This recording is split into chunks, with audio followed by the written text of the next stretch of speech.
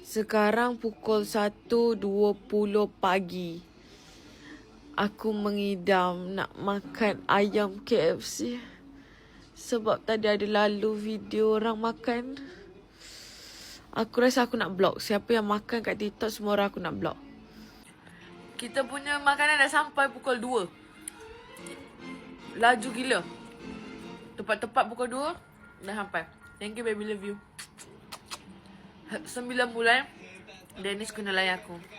Tapi Dennis sangat baik. Aku beruntung dapat dia. Orang cakap senang je. Weh, bestnya dia tak ada alahan, dia tak ada ni. Kakak, jangan sebab saya tak tunjuk awak rasa saya okey je. Tidak ya. Saya sekarang setiap hari ambil oat ni je. Sebab apa? Tak ada rasa nak makan. Makan je muntah. So saya nak ada something dekat dalam badan, saya ambil oat. Sebab saya makan hari-hari, dah habis dah kakak. Dah habis dah. Ya.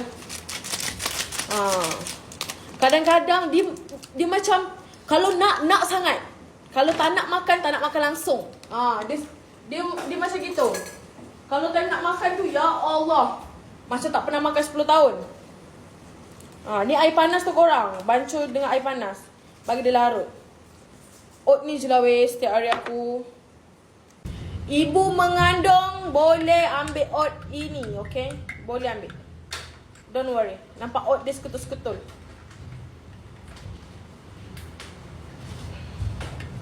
Ibu mengandung boleh. Lagi-lagi macam aku yang tak boleh nak makan ni.